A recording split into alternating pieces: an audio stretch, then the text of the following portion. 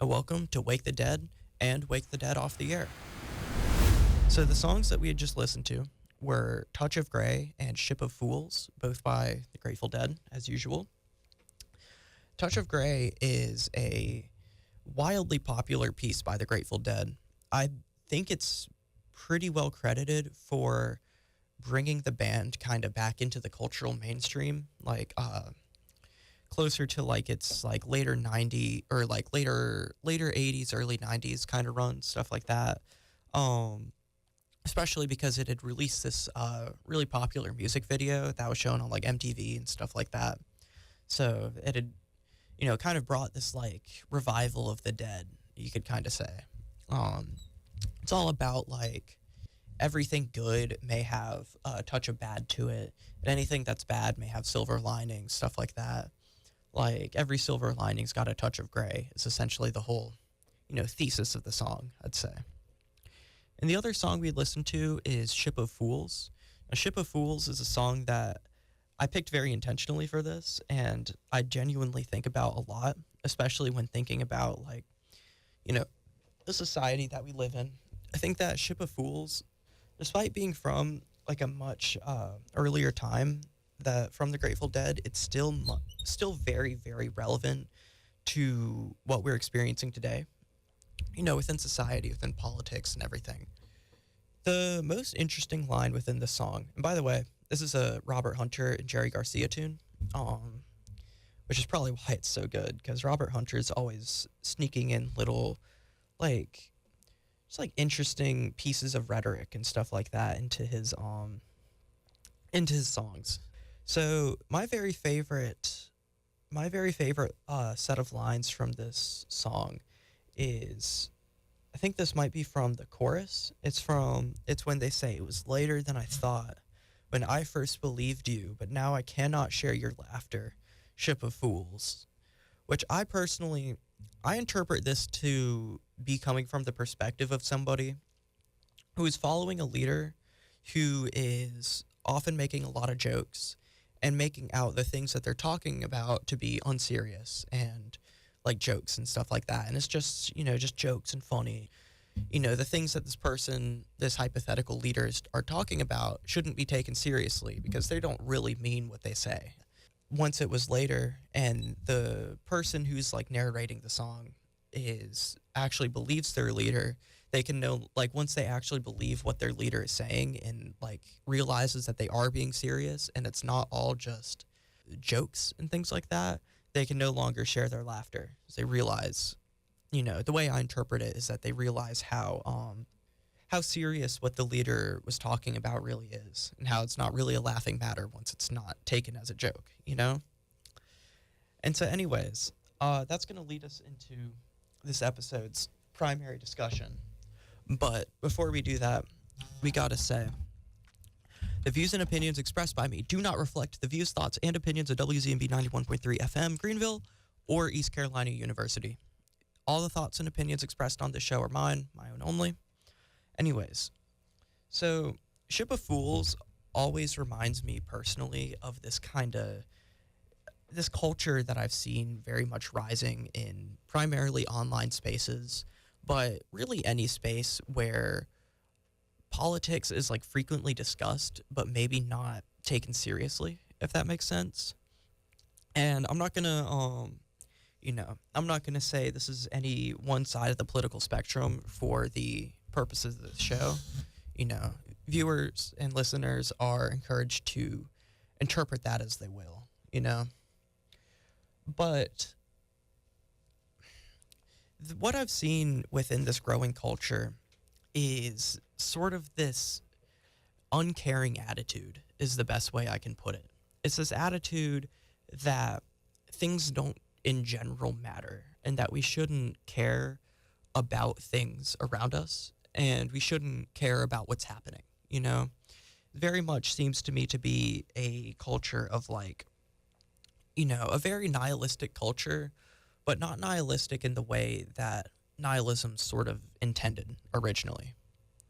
And the first places in which I see this often is within the just how common thought terminating cliches are in like on social media and stuff like that. If you're not aware, a thought terminating cliche is a form of this is just, this is just the Wikipedia page, by the way. If anyone comes over here to tell me that Wikipedia is not a reliable source, hands might be thrown. Okay, because Wikipedia is a treasure trove of knowledge. Anyways, according to Wikipedia, the free encyclopedia, a thought terminating cliche is a form of loaded language, often passing as folk wisdom. It is really just anything that is meant to shut down discussion, and it's supposed to be sort of like a line that you can say that's quick and easy that stifles further discussion of a topic that, oftentimes the person who's using the cliche is not able to argue about in a sufficient manner, if that makes sense. Um, the very best example of this that I personally see all the time, and this is mostly on the internet and stuff like that, obviously. But what I'm always seeing is stuff like it's not that deep or don't think about it too much. That's my very favorite example of this whole of these thought terminating cliches. Because whenever it's not that deep is employed, it's pretty much always in a situation in which the thing being discussed is that deep and in which the person who's saying it's not that deep doesn't really want you to think about it. It's a lot like the narrator on the Ship of Fools who is laughing along with, by my interpretation that was discussed, probably serious subject matter that they're just kind of laughing along with. And if you were to go on to the Ship of Fools and say to somebody, hey, maybe you shouldn't laugh about the serious subject matter, then they would tell you, hey, it's not that deep, you can't stop me from laughing at that. It's just, you're such a buzzkill for not enjoying it. Hold on, there's another oh yeah, and the other one that often goes along with right along with it's not that deep is saying let people enjoy things, which is often employed in like mostly with criticism of media, where somebody will have something to say about a piece of media and somebody will say, hey, why can't you just let people enjoy things? I like this piece of media. Why do you have to talk bad about it? And what I've noticed is that more often than not, when it comes to criticism of media in that fashion, it's really just it's just criticism, It's just somebody who, oftentimes a critic does enjoy the piece of media they're criticizing and they want to, see it improve and see it be better and stuff like that. Just because you criticize something doesn't necessarily mean you don't enjoy it or that you want other people to stop enjoying it. That makes sense. And so I personally think that a lot of these thought terminating cliches have been used to build a very strong culture of uncaringness, especially when it comes to the internet. People have gotten to a point where you can say pretty much anything in a comment section, and people will either argue with you over it or call you stupid for arguing about something that you care about. And people will literally see you just care about anything and just be like, man, that's so cringe.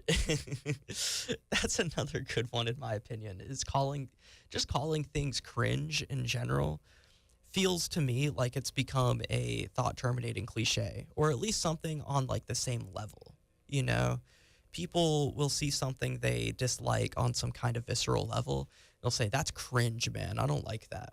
Or they'll see something, literally people will see something just genuine and like authentic, like just somebody being themselves, like somebody could be dancing at a club, which is where people go to dance, like they go to listen to music and dance and stuff like that.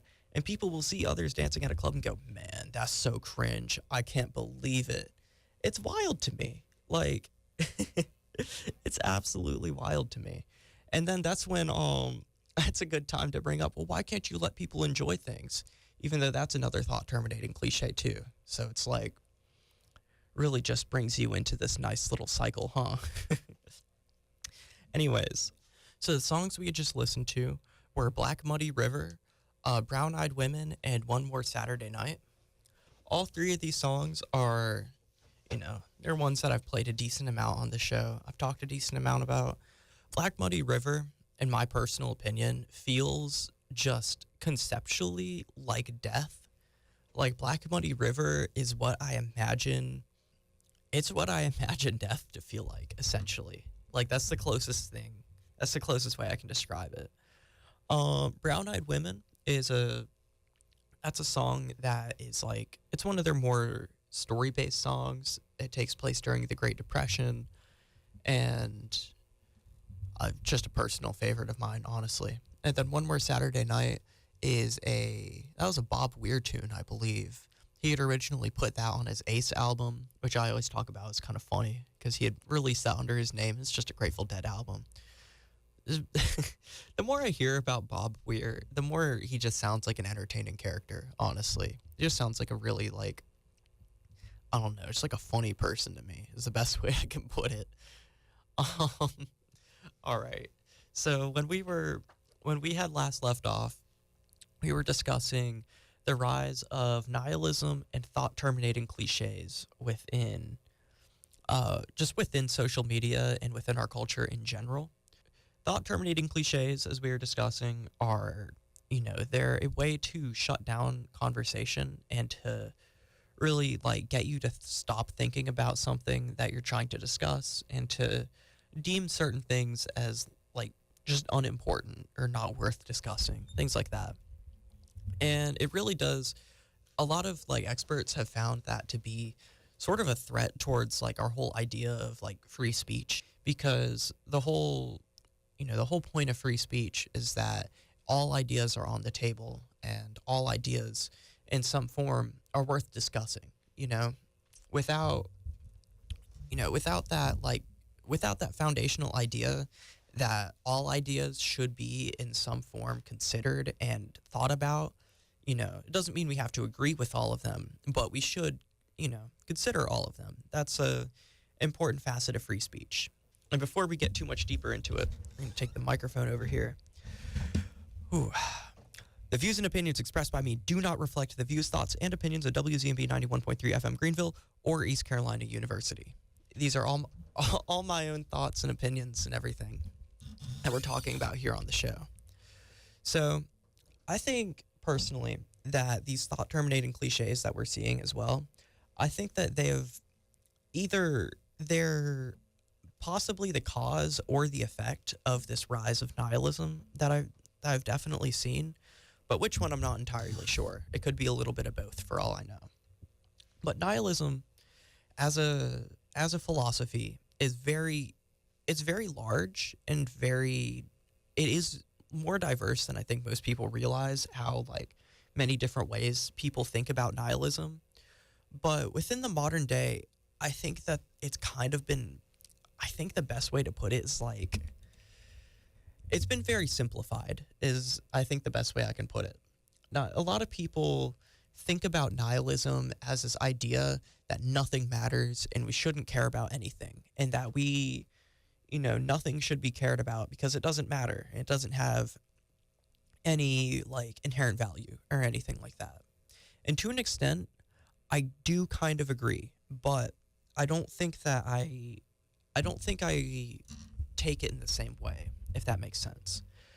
Because at its core, no matter who you ask about nihilism, it is the idea that things do not inherently matter. If you ask what the meaning of life is to a nihilist, they'll tell you there probably is no meaning of life, and that you haven't, there's no one inherent meaning, that you can give to life.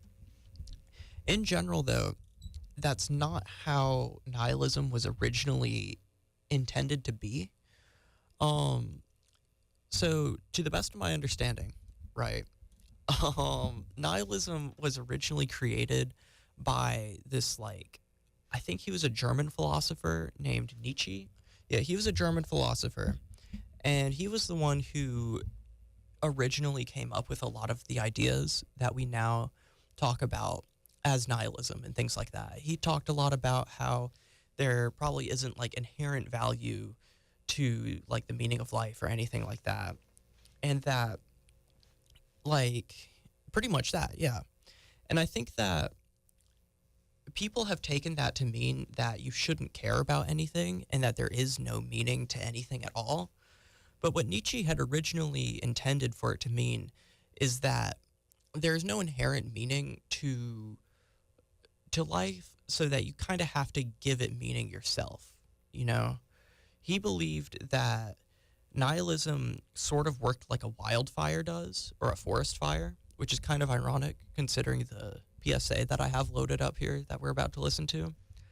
But he believed that it worked like a wildfire does in a forest, where in a forest, as most people listening probably know, a fire will go and it burns down large swaths of the forest.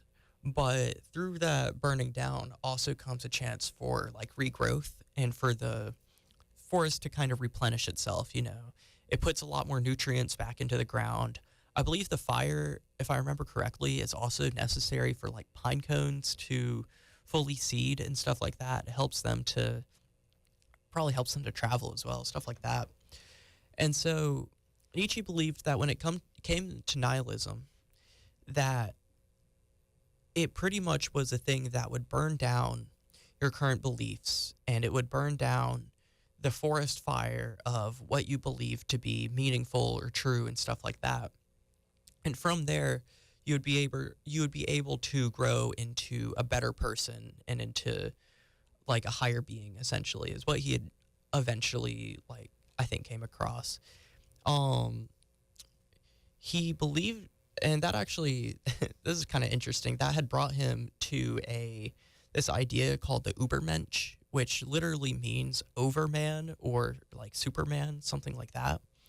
And that idea of the Ubermensch actually um ended up getting taken by Nazi ideology in World War II, and where they had kind of, essentially bastardized his original philosophy. Instead of it being like an individual person thing, the Nazis had they had conceptualized it as like a nationalistic thing, that like it was supposed to be the German people who would be like the supermen. But Nietzsche he had really thought about it, not under the guise of like nationality or anything like that, but more as like an individual thing that people would just kind of do as time went on. And just like people from anywhere, is at least that's the way I understand his like original philosophies on it. He believed that over time people would learn to, essentially evolve themselves and become better. He thought that nihilism was like the first step towards this like process of becoming better.